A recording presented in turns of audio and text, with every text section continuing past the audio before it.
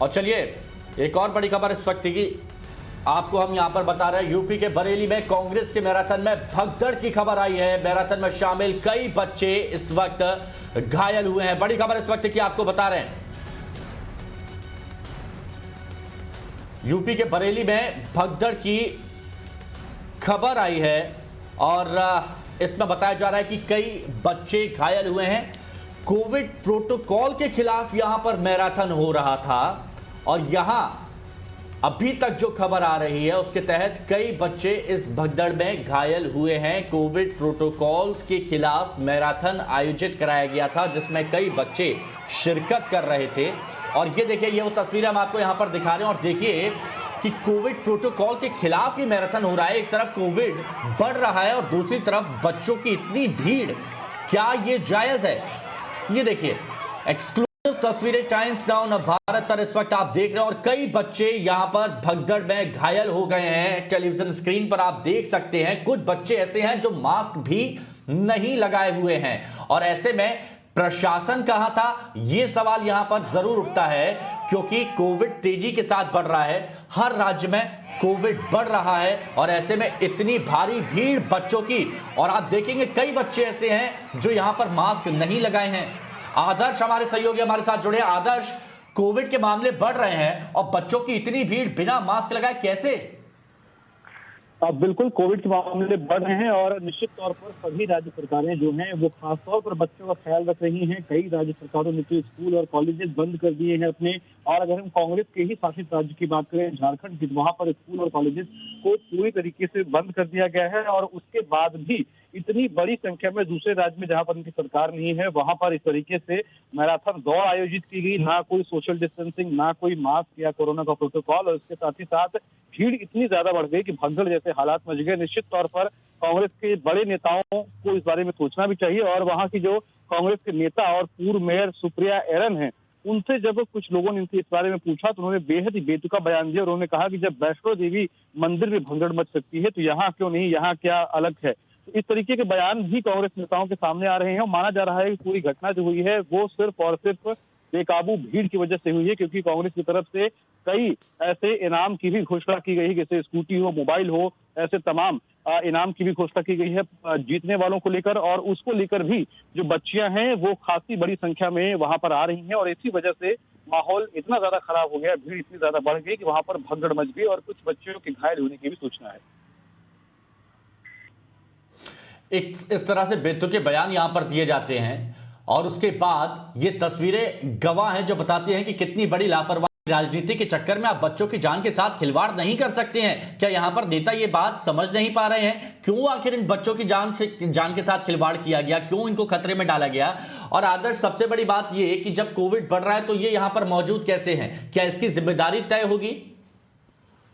अब बिल्कुल यही सवाल है, क्योंकि जैसा कि मैंने आपको बताया कि कांग्रेस शासित राज्य इनका ही है, झारखंड में इनकी सरकार है और वहां पर इन लोगों ने स्कूल और कॉलेजेस को कोरोना की वजह ही बंद कर दिया है, जबकि शराब और बार जैसे जो संस्थान है जहां पर भीड़ ज्यादा होती है उन जगहों को खोल कर रखा है। और जहां पर इनकी सरकार नहीं है, यूपी की हम बात करें, यूपी में 40% आरक्षण देने की बात कही है महिलाओं को टिकट में, और उसी के आधार पर महिलाओं के शक्ति प्रदर्शन को लेकर लगातार इस तरीके के आयोजन किए जा रहे हैं। लखनऊ में भी किए गए, अलग अलग शहरों में इस तरीके के आयोजन किए जा रहे हैं और उन शहरों में अच्छी खासी भीड़ अपनी ताकत दिखाने के लिए बुलाई जाती है और बच्चियां उसमें बड़ी संख्या में शामिल होती हैं, क्योंकि स्कूल और कॉलेज की जाने वाली ये बच्चियां हैं। और निश्चित तौर पर उपहार की बात करते हैं तो बच्चियां बड़ी संख्या में इसमें हिस्सा लेती हैं ताकि उन्हें उपहार के तौर पर। आदर्श, एक सवाल और मैं यहाँ पर पूछना चाहूंगा कि पूरे देश में हम लोग माहौल देख रहे हैं कि किस तरह का माहौल है। यहाँ पर ज्यादातर जो बच्चियां हैं वो मास्क नहीं लगाए हुई हैं, तो परिजनों ने अलाउ कैसे कर दिया?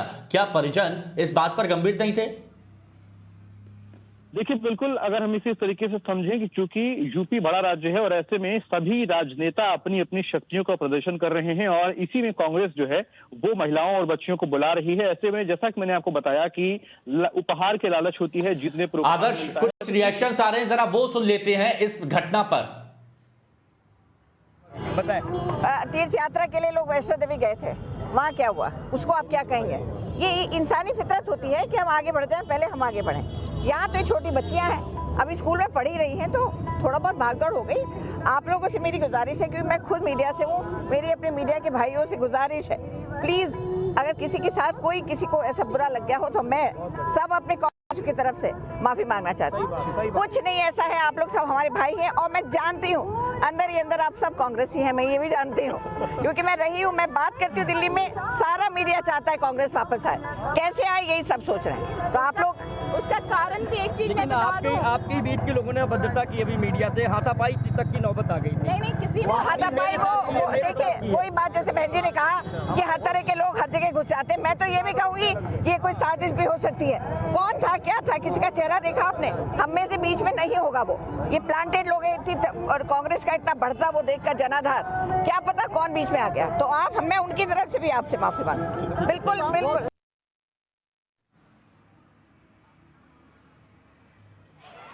तो आपने यहां पर सुप्रिया ईरानी, ये कांग्रेस के पूर्व नेता, इनका बयान सुना। देखिए, जिम्मेदारी बिल्कुल भूल चुके हैं नेता और बेशर्मी की हद यहां पर कही जा सकती है।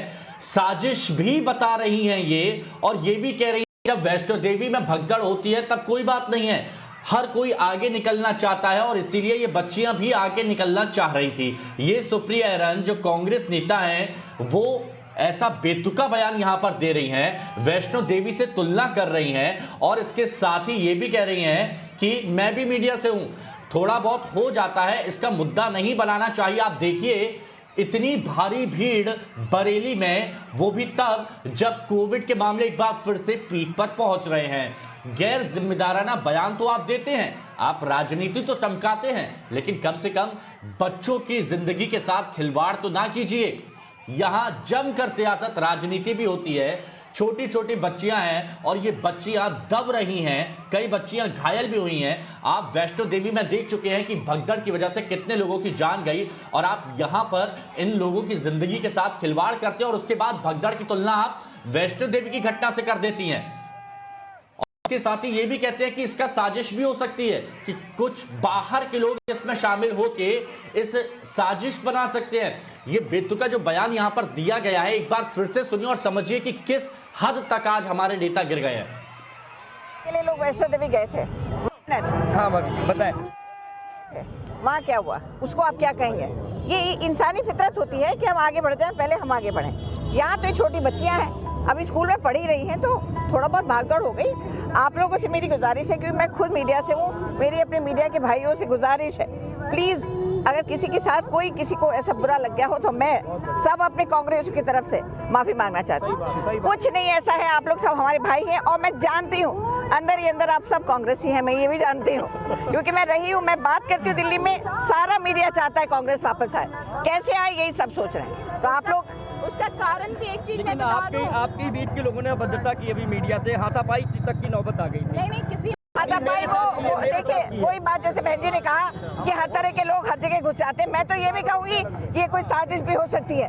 कौन था क्या था, किसी का चेहरा देखा आपने? हम में से बीच में नहीं होगा वो, ये प्लांटेड लोग हैं और कांग्रेस का इतना बढ़ता वो देखकर जनाधार, क्या पता कौन बीच में आ गया। तो आप मैं उनकी तरफ से भी आपसे माफी मांगू।